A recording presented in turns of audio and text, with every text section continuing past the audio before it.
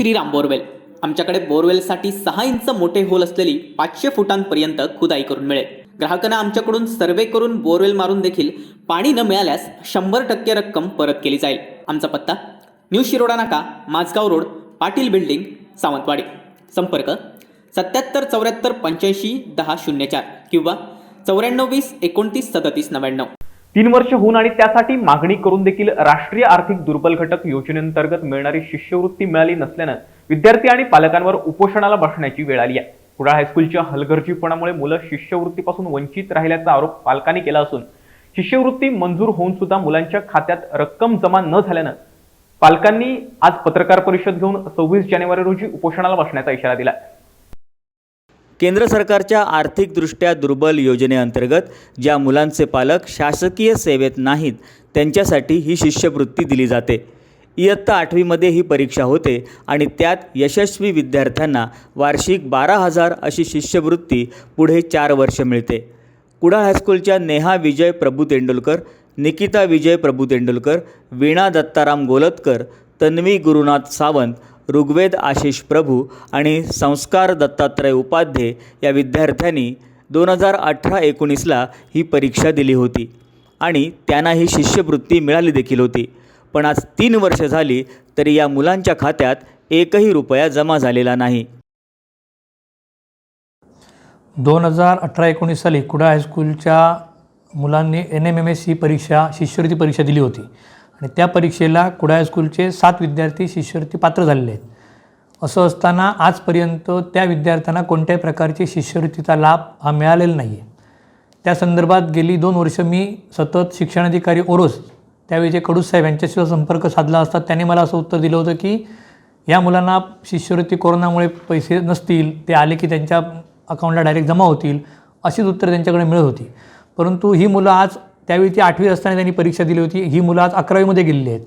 11वीमध्ये कुडाळ हायस्कूलला ही मुलं गेली असताना इतर शाळेतली मुलं तिथे ज्यावेळी आली बाकीच्या गावातनं बाकीच्या तालुक्यातनं, त्यावेळी त्यांच्या चर्चेमध्ये असं त्यांना समजलं की इतर मुलांना शिष्यवृत्ती जमा झाली आहे 2-2 वर्षाची, मग आम्हालाच का नाही। तर त्यावेळी ह्या मुलांनी असं सांगितल्यानंतर मी पुन्हा शिक्षणाधिकाऱ्यांकडे गेलो, परत तिथे चौकशी केली, तर त्यावेळी आम्हाला असं समजलं की या मुलांच्या शिष्यवृत्ती झाल्यानंतर मिळालेल्या मुलांचं ऑनलाईन रजिस्ट्रेशन करणं गरजेचं होतं। परंतु हे ऑनलाईन रजिस्ट्रेशन कुडाळ हायस्कूलने अजूनपर्यंत केलेलं नाही। मुळात फ्रेश रजिस्ट्रेशन त्यांचं न झाल्यामुळे ही मुलं त्या शिष्यवृत्तीपासून वंचित राहिलेली आहेत असं मला तिथे समजलं। त्याच्यानंतर मी कुडाळ हायस्कूलला येऊन भेट दिली, सगळे पालक विद्यार्थी जाऊन तिथे आम्ही त्या हेडमास्टरना विचारलं। त्यावेळी तिथे कार्यरत असलेले पालकर नावाचे क्लार्क असतील किंवा जे कोण असतील संबंधित त्यांच्याकडे ते टेबल होतं की त्यांनी ते ऑनलाईन रजिस्ट्रेशन करणं गरजेचं होतं। पण तिथे असं समजलं की त्यांनी ऑनलाईन रजिस्ट्रेशन आपल्याकडनं झालेलं नाही, हे त्यांनी बाब कबूल केलेली आहे आणि आज विद्यार्थी जे पूर्णपणे वंचित राहिले त्याला कुडाळ हायस्कूलचा हलगर्जीपणाच कारणीभूत राहिलेला आहे असं माझं स्पष्ट मत आहे। आणि आजपर्यंत मी सुद्धा एक कुडाळ हायस्कूलचा विद्यार्थी या नात्याने आजपर्यंत मी कुठेही मीडियाकडे गेलो नव्हतो। परंतु या मुलांनी मिळवलेली शिष्यवृत्तीपासून मुलं ज्यावेळी वंचित राहतात त्यावेळी त्यांच्या मनात कोणत्या तरी किलमिश राहू नये त्याच्यासाठी आम्ही पुढाकार घेऊन पालक म्हणून मी स्वतः आणि हे सर्व पालक यांनी पुन्हा असं ठरवलं की जर आतापर्यंत कोणत्याही प्रकारची कारवाई जर हे करत नसतील तर आपल्याला उपोषणाशिवाय पर्याय नाही। त्यामुळे आम्ही गेल्या 7 तारखेला उपोषणाची नोटीस सन्मान्य आमच्या जिल्ह्याचे कलेक्टर मॅडम यांना दिलेली आहे, SP ऑफिसला दिलेली आहे, सन्मान्य शिक्षणाधिकारी यांच्याकडे सुद्धा आम्ही प्रत एक दिलेली आहे, कुडाळ हायस्कूलला प्रत दिली आणि कुडाळच्या पोलीस स्टेशनला। त्याचप्रमाणे संबंधित या आमच्या विभागाचे आमदार सन्मान्य वैभव नाईक यांनासुद्धा आम्ही कळवलेलं आहे, पालकमंत्र्यांसुद्धा एक गोष्ट कानावर घातलेली आहे। त्याच्यामुळे माझी अशी अपेक्षा आहे की या सर्वांनी याच्यात विशेष लक्ष घालून आपल्या मुलांना शिष्यवृत्ती कशी मिळेल लवकरात लवकर याच्यासाठी प्रयत्न करावेत। त्यांच्याकडनं असं उत्तर येतं की कुडाळ हायस्कूल म्हणा किंवा शिक्षणाधिकारीकडे आमच्याकडनं प्रोसिजर चालू आहे, आमचे पत्रव्यवहार चालू आहेत, परंतु एकही अधिकारी आजपर्यंत असं सांगत नाही की ही गोष्ट ज्याच्याकडनं चुकीची झालेली आहे की ज्याच्याकडनं ऑनलाईन रजिस्ट्रेशन झालेलं नाही त्यांच्यावरती आम्ही काय कारवाई करू हे कोणी आजपर्यंत सांगितलेलं नाही आहे। आणि माझी अपेक्षा अशी आहे की ज्यांच्याकडनं ही अक्षम्य चूक घडलेली आहे त्यांच्यावरती शासनाने कठोरात कठोर कारवाई केली पाहिजे आणि या मुलांना न्याय मिळवून दिला पाहिजे। आणि तो जर 26 जानेवारीपर्यंत न्याय मिळाला नसेल तर येत्या 26 जानेवारीला सर्व मुलं आणि पालक आम्ही कुडाळ हायस्कूलच्या समोर उपोषणाला बसणार आहोत असा आमचा निर्णय ठरलेला आहे। शिष्यवृत्ती मिळण्यासाठी मुलांनी खूप मेहनत घेतलेली आहे, अभ्यास केलेला आहे। मिळालेल्या शिष्यवृत्तीतून आपल्या शिक्षणाचा खर्च उचलून पालकांना काहीसा हातभार लावावा अशी स्वप्न या मुलांनी बघितली होती. पण 3 वर्ष होऊनसुद्धा वर्षाला 12,000 प्रमाणे एकूण 36,000 एवढी रक्कम या मुलांना शिष्यवृत्ती म्हणून अजून मिळालेली नाही. आम्ही सर्व कुडाळ हायस्कूल कुडाळ या शाळेचे विद्यार्थी आहोत. आम्ही जेव्हा इयत्ता 8वीमध्ये NMMS या परीक्षेला बसलो होतो आणि या परीक्षेला आमच्या बॅचपासून स्कॉलरशिप 6,000ची 12,000 झालेली आणि त्यावेळेला आम्हा सर्वांना ती स्कॉलरशिप मिळालेली.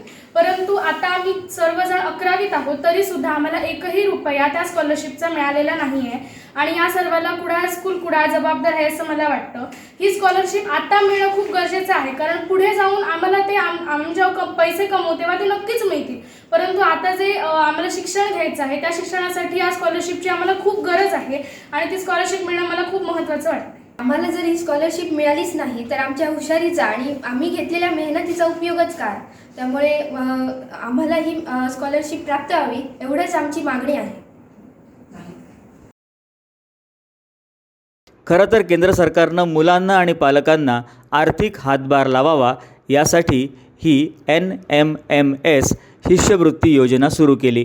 पण केवळ हायस्कूल प्रशासन आणि शिक्षण विभाग यांच्यात योग्य समन्वय नसल्यानं मुलांना या शिष्यवृत्तीचा एकही पैसा मिळाला नसल्याबद्दल पालकांनी संताप व्यक्त केला. 8वीमध्ये एक NMMS म्हणून परीक्षा होते आणि त्या परीक्षेला माझ्या मुलींबरोबरची जी बॅच होती ती एक 7 मुलं परीक्षेला त्या बसली होती आणि त्यातल्या 7ही मुलांना ती स्कॉलरशिप मिळाली. पण ही परीक्षा स्कॉलरशिप फक्त नावाला मिळाली, प्रत्यक्षात त्यांना आजपर्यंत एकही रुपया मिळालेला नाही. आणि कसं आम्हाला वाटलं की कोरोनामुळे कदाचित मिळाली नसेल म्हणून आम्ही 2-3 वर्ष शांत राहिलो. आता आमची मुलं 11वीत गेली पण तरी अजून एकही रुपया मिळालेला नाही. पण त्यांच्याबरोबर जी इतर मुलं होती त्यांना स्कॉलरशिप मिळाली आणि ह्याचे त्यांनी पुरावे मला दिले. तेव्हा आमच्या असं लक्षात आलं की त्यांच्यासाठी ऑनलाईन रजिस्ट्रेशन करणं गरजेचं आहे आणि ते शाळेने करायला पाहिजे होतं, जे शाळेने केलेलं नाही. आणि जेव्हा आम्ही पालक वैयक्तिक परीक्षेला बसवतो तेव्हा आम्ही त्याची दखल घेत असतो, पण ही जी परीक्षा होती ती शाळेमार्फत घेतलेली होती आणि शाळेत ऑनलाईन रजिस्ट्रेशन न झाल्यामुळे त्यांच्या हलगर्जीपणामुळे ही त्यांना स्कॉलरशिप मिळालेली नाही. आणि मुलांचं जर म्हणाल तर ती परीक्षेसाठी मुलांनी खूप मेहनत घेतली होती. पालक नेहमीच आपल्या परीने मुलांसाठी काय लागेल त्यांना तो आर्थिक हे करतच असतात, पण थोडासा हातभार लागावा म्हणून ह्या परीक्षेला आणि ज्यांचे पालक गव्हर्नमेंट जॉबला नाही त्यांच्यासाठीच ही परीक्षा आहे म्हणून आम्ही सर्व पालकांनी त्या आशेने की मुलांना काहीतरी थोडं त्याचं हातभार होईल म्हणून बसवलं होतं. पण आजपर्यंत त्याचा एकही रुपया आम्हाला मिळालेला नाही. तो लवकरात लवकर आम्हाला मिळावा यासाठी या शाळेने काहीतरी करावं म्हणून आम्ही शाळेकडे गेलो, पण शाळेने कोणत्याही प्रकारची आमची दखल घेतली नाही. म्हणून आम्ही सर्व पालक आणि मुलं 26 जानेवारीला उपोषणाला बसणार आहोत. कुडाळ हायस्कूल कुडाळ. शिष्यवृत्तीमुळे विद्यार्थ्यांना प्रोत्साहन मिळत असतं, एक उमेद निर्माण होते.